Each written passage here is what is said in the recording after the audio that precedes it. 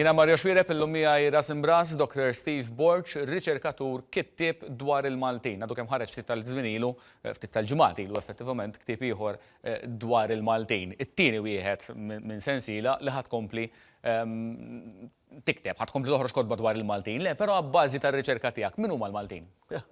Il-Maltin huma poplu li jgħix fuq gżira importanti ħafna fil-qalba tal-Mediterran u li l-istorja tant kulurita tagħmilhom dak li huma. Uniċi jitkellmu lingwa, il-sin, pajjiż sovran, mill-gżira kollha tal-Mediterran aħna uniċi li nitkellmu bl-ilsin tagħna u ma hemm l-ebda art oħra li taħkimna. Però parti l-ilsin tagħna x'jagħmilna differenti minn popli oħrajn li għandna mad-dawra? Għax aħna li jekk titħadd tisma' l-lingwa tagħna għandek daqsxejn sew fiha li huwa qarbi u mbagħad daqsxejn lingwi oħrajn romanzi ta' mad-dawra. Jekk tħares lejn l-arkitettura tagħna tħoss l-influwenzi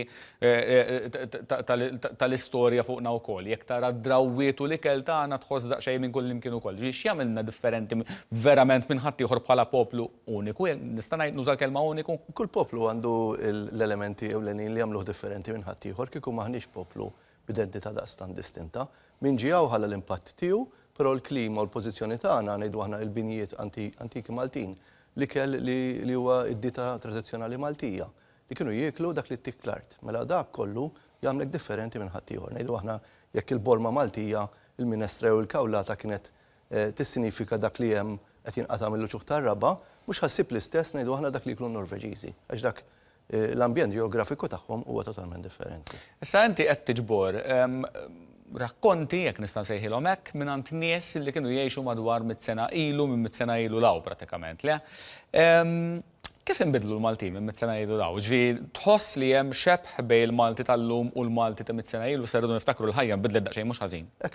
Minn studju ġenetiku jidher li l-Maltin twal u d-dem tħallat ħafna, però mill-banda l-oħra mbagħad xi drabi nkun għaddej u nara ngħidu aħna xi mudella Maltija. Tkun sabiħa ħafna. Mbagħad tħares lej ritratt ta' nannita li tkun blonnella jkollha l-istess wiċċ. Ġifieri xi drabi nġorru l-ċuħ ta' nannit tagħna jew ta' qabilna. U mill-aspett fiżiku, il-mod kif ngħixu l-ħajja tagħna dik inbidlet żgur. Aħna xurtjati li ngħixu f'pajjiż, speċjalment min imur barra minn Malta, u jara kemm aħna dħulin. Dħulin manna nfusna anke jekk m'għandniex ħafna manjieri. Xi drabi tara l-mod kif jipparkjaw bla doċċi n-nies, però mbagħad titkellem magħhom u tinduna l-ġewġi ta' qalbhom għandhom qalbhom tad-deb. Jiena sibt li meta kont nitkellem mal-Maltin, ħafna minnhom fetħu l-bibien tagħhom, ħadu pjaċir ħafna li qed nagħmel din ir-riċerka akademika biex inqajjem l-istorja tal-familja tagħhom u nagħtiha ċertu valur. Għaliex tħalt għaliha? Jiena hemmhekk fuq id-desk nara ż-żewġ kotba tiegħek, ġifieri għandek hemm ftit ta' kidba mhux ħażin, għaliex tħalt għaliha? Jien kont naf li aħna sfortunatament bħala poplu naqgħod traskurat, ma nfittux id-dettall. Xi drabi nara ħafna proġetti anke jkunu saru minn xi amministrazzjoni jew oħra u dak id-dettall finali ma jkunx qiegħed hemm. U jiena kont konxju li fil-bidla soċjali kbira li poplu li kien għadu kif sofra l-gwerra li emigraw id-diaspora Maltija u li f'daqqa waħda il-Maltin bdew jsibu saqajhom u jsibu l-flus fil-but, f'daqqa waħda ċertu valuri bdew jinbidlu u rajt li il-Malta ta' qabel, il-Malta li kienu ta' qabel il-gwerra ħad inbidel totalment drastikament. U għed dirit niddokumenta għaliex jiena żilt stil Brodeljan. Stil Brodeljan tfisser li inti tiddokumenta l-istorja tal-pajjiż mhux mill-gvernatur l-isfel jew il-Prim Ministru, imma mill-iskarpa għan il-fuq. Stil Brodeljan biex niftehmu wkoll kien hemm storiku fis-snin 40 u 50 Fernand Brodel Belġjan jidher li kien hekk Minister ta' Franza. U kiteb l-istorja tal-Ewropa u tal-Mediterran b'dan il-mod, le ġifieri minn isfel għal fuq. U jiena ma tkellimx dan fuq biss fuq id-drawwiet, fil-fatt sottotitlu emilhom drawwietom ġrajjietom, ġifieri il-kuntest ta' soċjo-kulturali li twildu fih il-ġrajjietom, ġifieri l-istorja personali ta' ħajjithom kif ukoll l-emil tagħhom. Issa inti qed tirrakkonta fl-ewwel persuna, ġifieri isu karattru partikolari qed jirrakkonta l-istorja tiegħu. Ma bżajtx li waqt li meta qed tbiddel ir-rakkont fl-ewwel persuna titlef xi ftit mill-awtentiċità? Le, anzi bil-maqlub. Meta jiena naqra storja. Però m'għandix dubju li l-mod kif irrakkuntawilek l-istorja ma rrakkuntawilekx bil-mod kif ktibta inti, ġifieri inti żgur qed jgħidha. Dak tidħol il-ħila tiegħi bħala kittib. Inti tittara li tkun onest, tkun ġenwin, tkun tħobb dak li qed tagħmel, kif ukoll inti ikollok il-konsiderazzjonijiet etiċi. Xi drabi jgħidu li affarijiet li jiena ma niddokumenthomx. Għas sempliċi raġuni li ma tistax inti tħarbex kol ma tintqal. Tantu hekk li fuq naħa wara tal-ktieb għandek mijiet ta' annotazzjonijiet. Jiġifieri nivverifika dak qed jintqal, għamilt dini li 20 sena nagħmel riċerka, mhux mill-bieraħ sal-lum.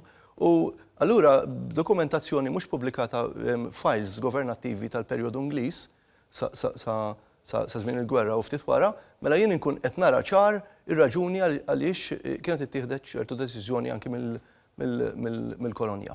Però bat ir-rakkont tiegħu jidħol fl-isfond ta' dak li tkun sibt inti wkoll fl-arkivi. Ninsabu fl-2018. Kulħadd li waħda biex javvanza fid-dinja tal-lum. Tista' tgħid li n-nies hemm barra għalfejn għandu jinteresshom x'ġara mill-Maltin ta' mit-senilu? Iwa, ħafna żbalji l-għonet din hija eżerċizzju utli ta' memorja kollettiva ta' poplu. Inti minn int tkun taf minn fejn ġejt. Però għandna tendenza li llum inħarsu l-qudiem biss, ħafna nies jagħmlu hekk. Inħarsu l-qudiem biss il-fejn sejrin kull diem hu individwu, hawn min ifittex il-flus, hawn min ifittex l-għena, hawn min ifittex ir-reba, hawn min ifittex il-kuntentizza li jara sbuħija tax-xafaq. Issa, ħafna drabi jsiru żbalji fl-ippjanar, deċiżjoni tħżiena, u f'dawn iż-żewġ volumi issib tarif dwar l-arkitettura vernakolari. Ngħidu aħna jien nagħti tarif ġdid dwar kif kienet titqassam ir-razzett Malti, nagħti tarif ġdid dwar kemmuna. Mela hekk ħajsir intervent anke mill-gvern fuq din il-gżira, ikun jaf għax aħna ġibna l-xhieda primarja tal-użu utilitarju li kienu jsiru biex ma nistux ngħidu ma konniex nafu, issa nafu. Però għalfej, mistoqsija relatata li ħanmillek, għalfej għandu jinteressom il-Maltin x'kienu jagħmlu Maltin ta' erba' ġenerazzjonijiet ilu. Jinkwetak li fl-iskejjel it-talim tal-istorja tul perjodu ta' 20 sena ngħid jiena ġie relegat minn diviżjoni għall-oħra llum prattikament ftit lezzjonijiet li tfal tal-ewwel u t-tieni klassi sakemm ma jintażilx mit-tielet klassi l qudiem meta inti tkun form 3 il fuq, però anke hemmhekk grupp żgħir ta' studenti ma tinkwetax meta tara l-biċċa xogħol. Jiena ninkweta mhux biss l-istorja, ma anki llum ħafna mill-social media u anki l-mezzi tax-xandir. Li tara ħafna programmi li jkunu patetiċi mingħajr tarif storiku li jsawwar l-identità tan-nies u jkunu biex jimlaw il-ħin. Inti l-ħin huwa importanti li t-talim ikun tajjeb, ikun demokratiku u jkun fatwali. X'tissuġġerixxi li jsir? L-għonet, pereżempju, hawnhekk għamil dak li jgħidu vocabulary acquisition. Jiena kont naf li l-lessikografi Maltin ta' qabel il-gwerra meta bdew jiġbru l-kliem Malti kienu ġabru minn partijiet ta' Malta u partijiet oħra ma ġabruhomx. Mela jien fir-rakkonti tiegħi nfittex Maltin. Fuq il-kliem qed titkellem? Qed nitkellem fuq il-kliem għax il-Maltin mhux biss fuq Malta u mhux biss fuq xkielu ma anke il-mod kif jitkellmu. Is-sintassi, il-lessiku, l-idiomatika. Mela hemmhekk qed nixhed li l-Maltin dan huwa l-kliem Malti mhux il-kliem bombastiku li min qed jikteb ifittex id-dizzjonarju jġib kelma minn barra meta għandu kelma nannuh jaf aħjar minnu.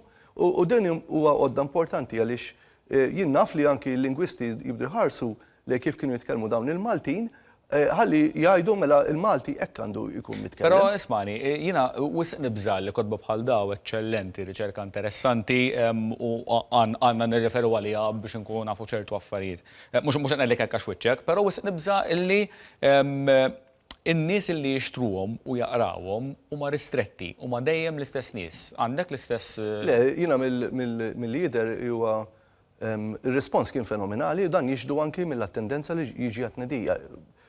Bis-sala dejjem infawra, nies bil-wieqfa u fejn jarawni nies fit-triq, għaliex il-mod kif ktibtu jien, ktibtu li inti tista' taqrah fuq żewġ livelli, jew il-livell purament popolari.